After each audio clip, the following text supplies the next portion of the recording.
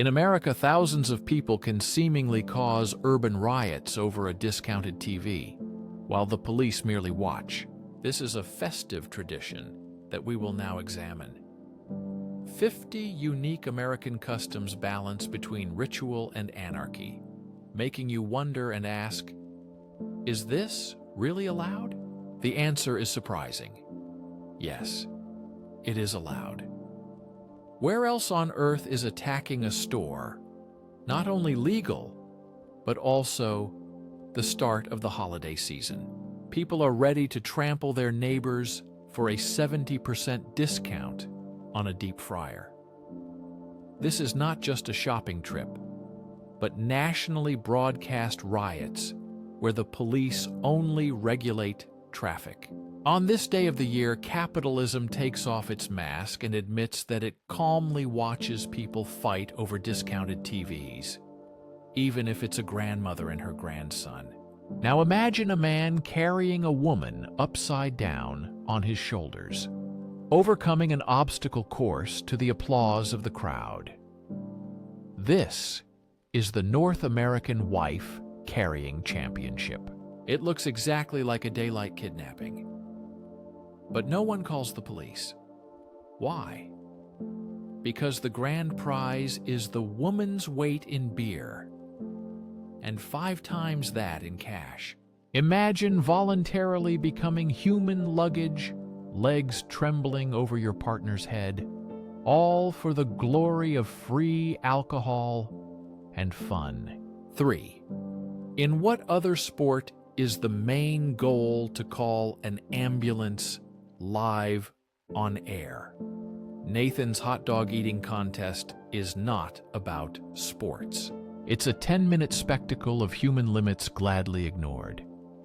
Eating 76 hot dogs in one go would elsewhere cause an ambulance and stomach pumping. Here it brings the yellow championship belt, made of mustard and legendary status.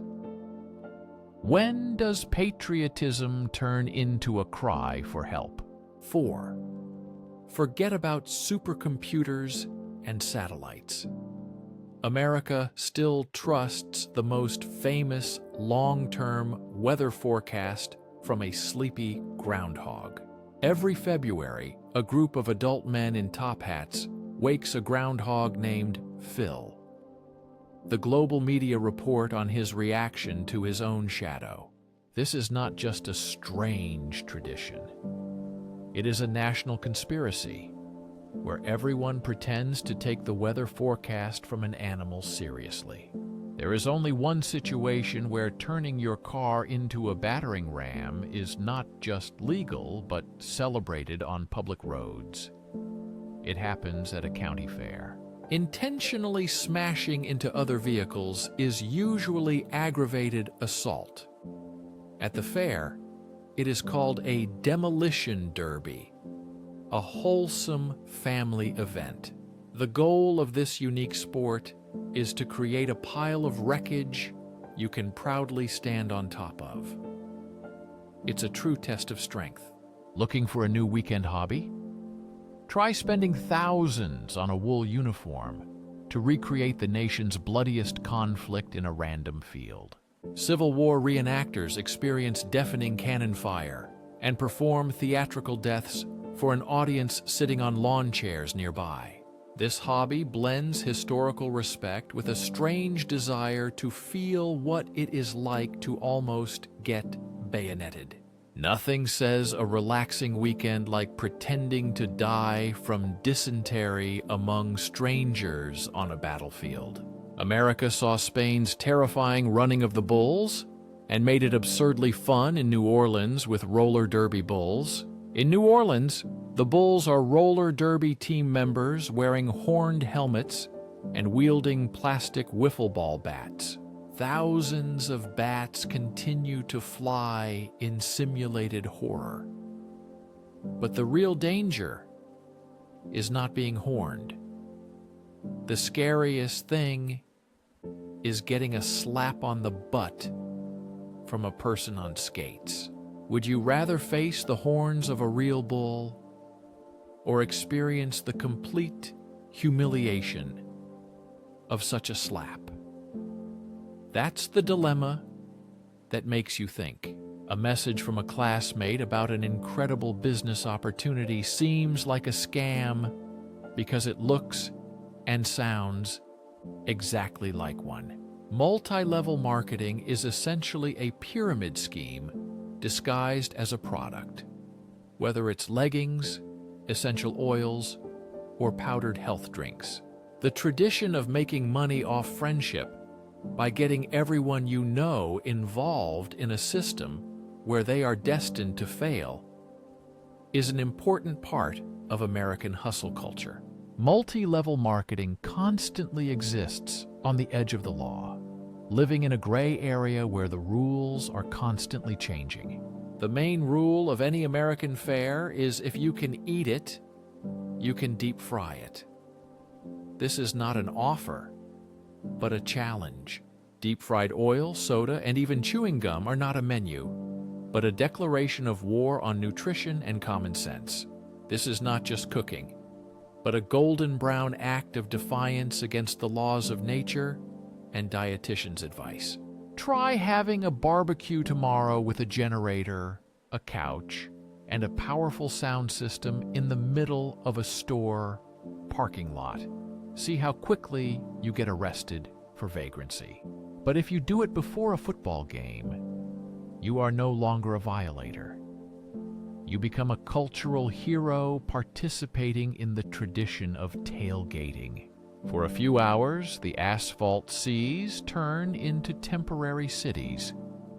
With one rule: share beer and never criticize the questionable methods of the grill master.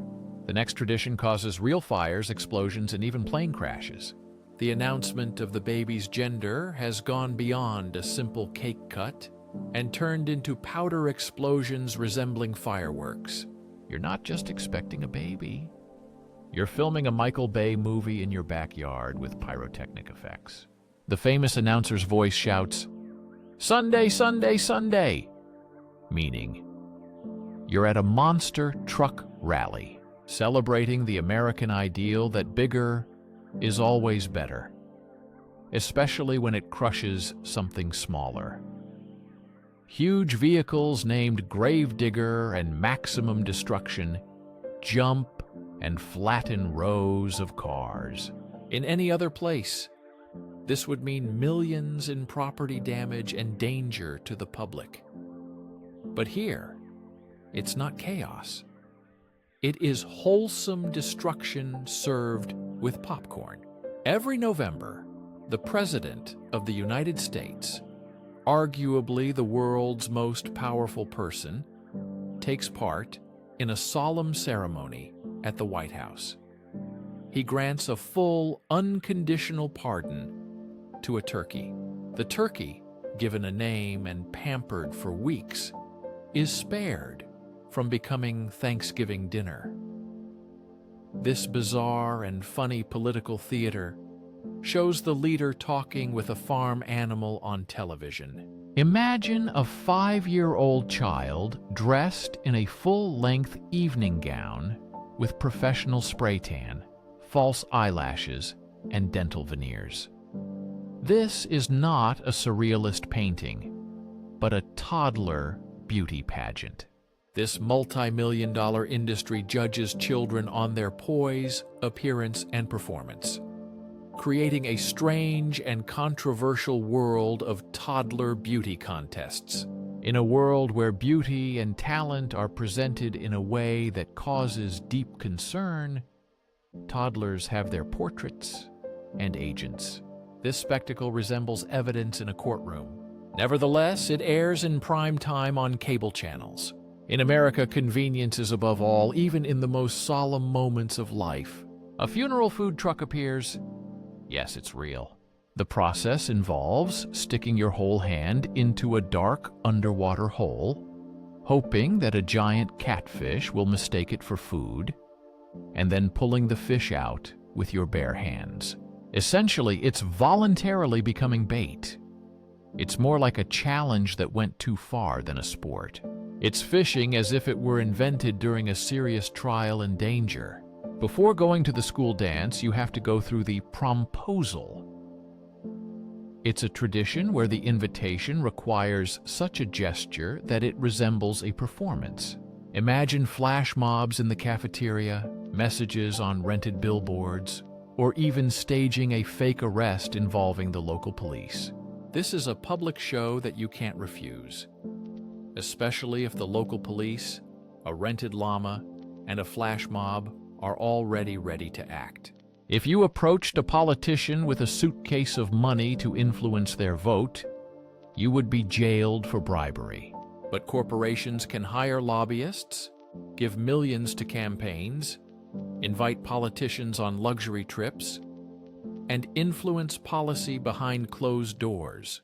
This is the tradition of lobbying, a legal system where powerful interests have a much louder voice than ordinary citizens. This system not only seems illegal, it embodies its essence. Once a year, thousands of American college students participate in a strange social ritual. Known as Rush Week, it is a carefully structured and intense selection process where you must convince a fraternity or sorority to accept you through quick conversations and constant enthusiasm. It's a week of interviews where the only requirement is to be cool. The process resembles a reality show created by sociologists to study peer pressure and conformity. How do you like this business model? On the menu, a 7-pound steak or a huge bowl of chili. If the customer eats it all within an hour, the food is free. If you fail, you pay an inflated price and experience both food and public humiliation. These challenges are a beloved American tradition. This is a business that risks customers' health for a free lunch and a photo on the wall of fame. Greed as a sport. In any other developed country, you pay according to the menu after the meal. In America, a tense, silent negotiation begins. Tipping. This tradition of adding 15 to 25% to the bill is not mandatory by law, but it feels like it should be. This system feels like polite extortion, where a server's ability to pay rent depends on your generosity and fear of social judgment. It's a voluntary tax fueled by anxiety. Have you ever wanted to live in a neighborhood controlled by a tiny private government that fines you for the wrong mailbox color? Welcome to the HOA. These elected boards of neighbors legally control grass length, fence types, and the look of your basketball hoop. This micromanagement seems deeply un-American, yet millions live under these rules. It's a form of feudalism, but with seasonal decoration guidelines instead of lords and vassals. Each year, a temporary city of 80,000 people appears in the Nevada desert for Burning Man, a festival resembling a post-apocalyptic cult. Burning Man features mutant art cars, radical self-expression, and the ritual burning of a giant wooden figure. There is no money, only gifting. This week-long experiment in organized anarchy feels like it should be shut down by the National Guard. But it continues to thrive. Instead, it attracts tech billionaires and CEOs from Silicon Valley. This tradition turns millions of ordinary office workers into obsessed managers of fictional sports teams. It's called fantasy football. Adults spend hundreds of hours analyzing rare player statistics and conduct drafts with a seriousness comparable to a UN summit. They experience real emotional suffering over the performances of employees who don't even work for them. It's a multi-billion-dollar industry turning adults into obsessed analysts. How is it possible to win the most influential position in the world with fewer votes than your opponent? In America, this tradition is called the Electoral College. It's not a physical place, but a strange 200-year-old system that filters the popular vote through a winner-takes-all competition in each state. This system seems to violate the principle of one person, one vote, but it is precisely what determines the president. Created in the 18th century, it every time puts Americans in a complex mathematical and existential dilemma. Every February Sunday, millions of people watch a football game for 3 hours, but the real event begins when, during Super Bowl game breaks, commercials are not just ads. They are 30-second Hollywood blockbusters with huge budgets. Each commercial costs more than most independent films, and people do not skip them, but watch, evaluate, and discuss them for several days in a row. In America, there is a deep tradition, driving 6 hours into the wilderness for something completely pointless. It is a pilgrimage to roadside attractions. The world's largest ball of twine, the biggest frying pan, the barbed wire museum. We build monuments to the mundane, celebrating not beauty or history, but solely the scale of the object. It is a confirmation of the idea that if something is big enough, it doesn't necessarily have to be good. In America, there is a tradition for young adults, suspiciously resembling a financial trap. Taking out a student loan. An 18-year-old who cannot legally buy beer signs a debt contract comparable to a small mortgage. This is the only major consumer debt most young people face at the very start of adulthood. Debt that is practically impossible to discharge in bankruptcy is the only product you are encouraged to buy without knowing the final price. This debt haunts you longer than most marriages. The moment you enter an all-you-can-eat restaurant, the usual rules of portion size and personal dignity disappear. This is a unique American space. Here, you can pile your plate up to 3 feet high with a mix of shrimp, pasta, and jelly. It's not just a meal, but a strategic move to get your money's worth. This is a business model built on challenge. Turning simple food into a personal battle with the restaurant's profit is what happens here. Once a year, American high schools cancel all fashion and common sense rules for a week called Spirit Week. Teenagers voluntarily come to school in pajamas, ridiculous clothes, or dressed as tasteless tourists. It's a strange but organized ritual of mandatory fun.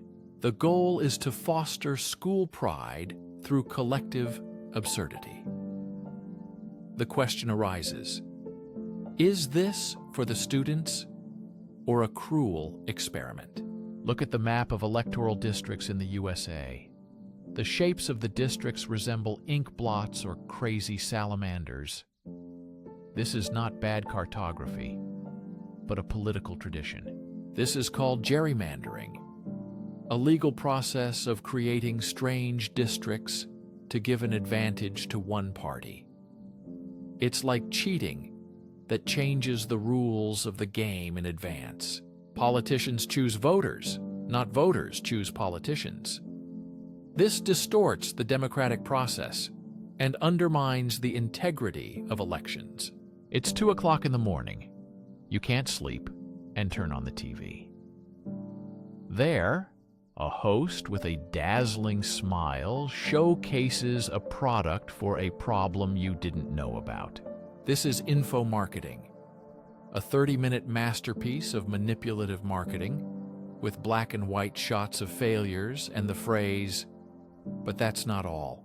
This is not just advertising, but a psychological operation to make you buy a vegetable slicer that you'll use exactly once. A typical 16th birthday is cake and friends. The American Sweet 16 party is a much bigger event with special traditions. In some countries, celebrating a teenager's birthday has become a real coronation. They rent ballrooms, order multi-tiered cakes more expensive than a car, and give new luxury cars as gifts. It's more like the finale of a high-budget reality show than an ordinary birthday. Teenagers learn that love is measured by the cost of renting a hall and gifts. Every evening in Austin, Texas, a spectacle unfolds that resembles a scene from a Batman movie. About 1.5 million bats fly out from under the Congress Avenue Bridge. These bats cover the twilight sky, turning an ordinary evening into a biological spectacle. Elsewhere, this might seem like a biblical plague. In Austin, it has become a beloved tourist tradition. Hundreds of people gather on the bridge and boats below, applauding the appearance of a huge swarm of bats. This spectacle of nature's horror has turned into a night festival that attracts many spectators and gives them a unique experience. In the American judicial system, there is an unusual tradition. 12 citizens are randomly selected, placed in a room, and given the power to decide a person's fate. This is called a jury. One moment you are an ordinary person, for example, a dental hygienist, and the next, a participant in an important process that affects someone else's life. Lunch break.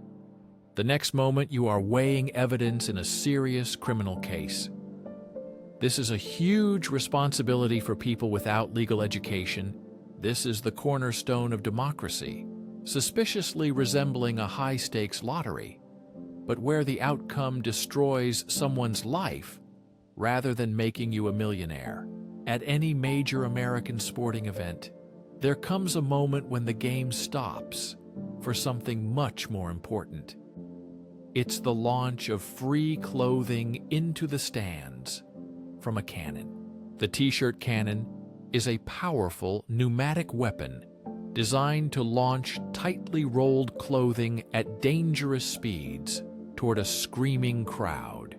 It is the only permissible form of shooting at a crowd, all for the glory of catching a free, large-sized sponsor logo t-shirt. A baby shower should be a kind party celebrating the upcoming birth. In practice, it is a strange, pastel ritual of dedication. Guests are forced to play games that seem invented in a feverish dream. For example, sniffing melted chocolates in a diaper to guess the brand, or tasting unmarked jars of puree. It's a tradition that seems both strange and amusing.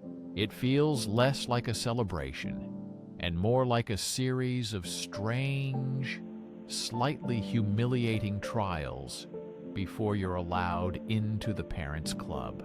Imagine a party where the main event is the silent, mutual judgment of all classmates.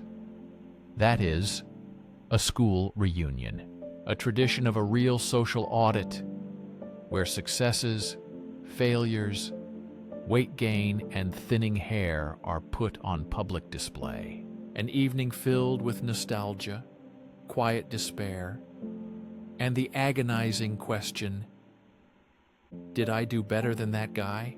This is a sad scoreboard where, in the end, everyone turns out to be a loser. Before the start of a professional baseball game, a strange ritual is often performed. The famous first pitch. A well-known actor or musician, usually with the grace of a newborn giraffe, is given the ball and asked to throw it to the catcher. Most often, the throw is comically bad, and the ball sadly rolls toward the mound. This is a moment of forced celebrity worship that seems completely unrelated to sports. In many cultures, asking the waiter to pack leftover food is a common practice. In America, it is customary to take leftovers from a restaurant. This is called a doggy bag. Portions are so large that almost no one finishes everything at once. Restaurants have special systems for packing leftovers. This is a quiet acknowledgement that the food is too abundant, but it is still served to guests. Every morning in American schools, millions of children stand up, place their hand over their heart, and recite the Pledge of Allegiance to the national flag. This tradition is meant to foster patriotism, but the sight of children reciting the pledge in unison seems authoritarian for a country that values freedom of thought. The daily ritual resembles a scene from a dystopian movie rather than an ordinary day in a modern democracy. In America, there are not just school dances, but entire week-long festivals called homecoming. As part of this celebration, there is a parade featuring teenagers on decorated floats, as well as an important football game and the election of a king and queen. The king and queen are chosen from among the students. It is a strange little monarchy based on popularity, a tradition preparing teenagers for adult social skills and conditional hierarchies. The yard sale is a beloved weekend tradition in America. People put items they are too lazy to throw away on the lawn and invite strangers to bargain. It's a temporary, unregulated flea market on your own driveway. You can sell a broken lamp, an old VHS, and questionable clothing as a cultural event. You're at a fast food restaurant. You've ordered food that already contains the daily calorie intake. The cashier asks a uniquely American question. Do you want to upsize? It's a tradition to pay a small amount to make an already huge portion horrifically bigger. It's a symbol of the national belief that excess is a virtue.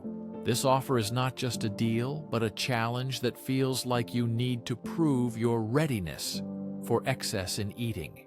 There is a strange ritual when an airplane lands safely after a routine flight. Some passengers start clapping for the pilots as if they witnessed a miracle. This applause is a lovely gesture, but seems absurd. Do people cheer when their Uber makes a left turn without incident? The contrast is striking. In a country that celebrates rugged individualism, there is pressure to conform to one aesthetic: the perfect, green, manicured lawn.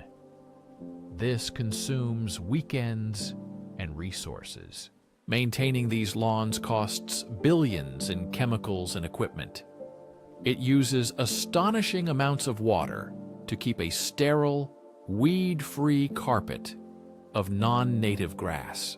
It becomes a quiet, suburban arms race for horticultural dominance. The length of your neighbor's grass is seen as a reflection of their moral character. Every autumn, we gladly buy a blend of cinnamon and nutmeg, succumbing to a deeply rooted seasonal custom. It is a culinary cult that we all willingly join every year. Filing tax returns in America is a notoriously complicated and stressful tradition. But there is a secret. It doesn't have to be that way. Many companies spend millions lobbying to keep this complexity. Starting in late August, a single flavor profile takes over the American market. These companies block attempts to create a free and simple government tax filing system to profit from your anxiety. It is a tradition to pay for the complication of civic debt. Every week, American corporations give their employees a wonderful break from the business dress code. This is called Casual Friday. On this day, the strict dress code is relaxed enough to allow wearing jeans or a more comfortable shirt. Physical comfort is presented as a special pleasure that must be earned. This strange ritual presents basic human comfort not as a right, but as a weekly temporary privilege granted from above.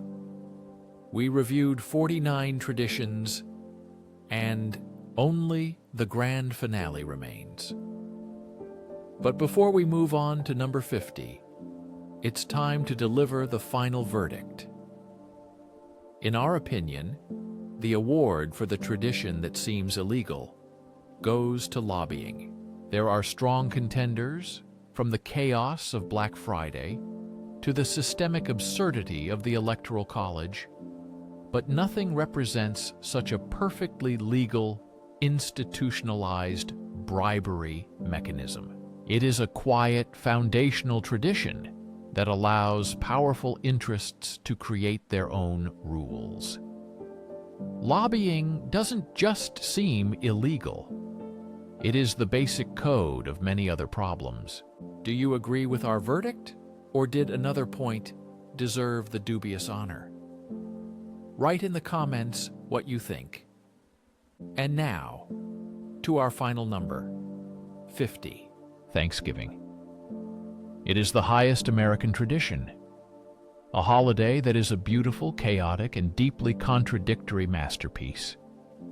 A day dedicated to gratitude. We celebrate it by overeating to physical discomfort and watching big men give each other concussions during a football game. We celebrate a heavily edited historical feast of peace and friendship, only to then use it. Black Friday is a holiday that turns into a full-contact fight for goods just hours after Thanksgiving.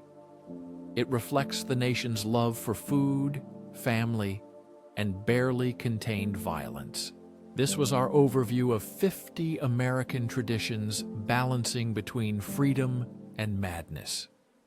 From strange food rituals to political systems resembling a bad joke. These customs weave the strangest, most amazing, and disturbing threads into the national fabric. Which of them will future generations consider utterly insane? Write in the comments which tradition you consider the craziest. If you enjoyed this journey, subscribe and click the bell. The next episode is coming soon.